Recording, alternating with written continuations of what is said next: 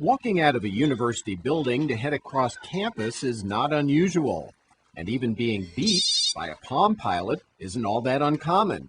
But this Palm Pilot is not reminding the young woman about an upcoming appointment. Instead, it's asking her to rate her current emotional state. Does she feel isolated or stressed? And that is unusual.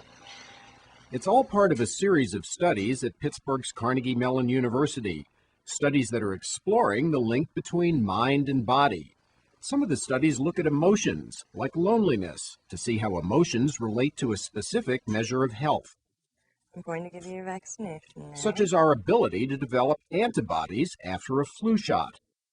Other studies look at sociability, to see how that relates to one's ability to ward off colds. Welcome for our cold study. You will be our guest for the next 6 days.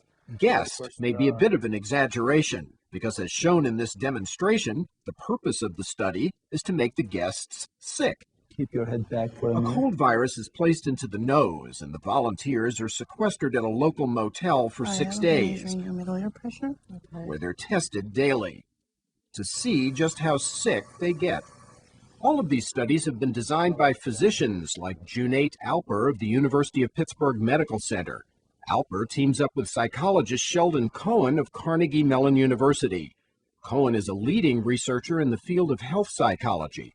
Years ago, he determined that as stress increases, so does the risk of getting a cold. People who were in the highest 25% on the stress measures were over 2 times more likely to get sick than people who were in the lowest 25%. But now he's studying more specific emotions and behaviors like loneliness and sociability, as well as biological pathways that might explain the link between psychological factors and the immune system. Prior to each study, students provide psychological information. Here, in the study on loneliness and isolation, they place the initials of friends in concentric circles. The closer to the center, the closer the friendship. Some have many friends, others have very few. Then, for 2 weeks, they carry the Palm Pilots. They respond to questions 4 times per day. And after each set of responses, a cotton roll is placed in the mouth and chewed on. That allows a stress hormone, cortisol, which is present in saliva, to be measured at specific times of the day. The daily cycle of cortisol production, as well as its quantity, may be related to psychological factors and immune functioning. 4 days into the experiment, there's that flu shot. And to measure antibody levels, blood draws are performed, And here's the pinch. both before the study and at 1 and 4 months Relax after your the face. flu shot. What's the outcome? And you can see that those who are lowest in loneliness are producing the most antibody, and those who are highest in loneliness are producing the least antibody, and this occurs both at 1 and 4 months. Prior to the study on colds, volunteers received phone calls. Did you have a meal or a beverage with anyone during the last 24 hours? Such information provides a measure of social activity. Then, each day during the study, Here comes the nasal wash. You'll have to say KKK. he'd probably rather forget this experience, KKK.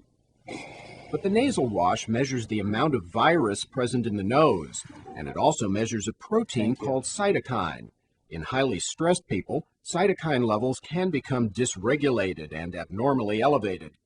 Such cytokine involvement is one biological pathway connecting stress to illness. You can explain about 75% of the illness by the release of cytokines.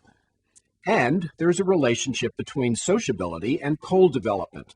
People with the lowest level of sociability are most likely to get a cold, while people with the highest level of sociability are least likely to develop a cold. The study also demonstrates that people who are happy and enthusiastic develop fewer colds.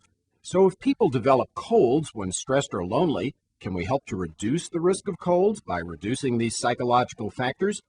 Not in short-term studies such as these, because the stress that's linked to such illnesses is related to longer-term interpersonal or work-related problems. We're not going to bring people in for a couple days and change the fact that they're unemployed or that they have a long-term conflictual relationship with their spouse. But Cohen is more optimistic that outside the research lab, in the real world, Some social factors may be changeable. Getting people more socially engaged and seeing how that affects different health outcomes.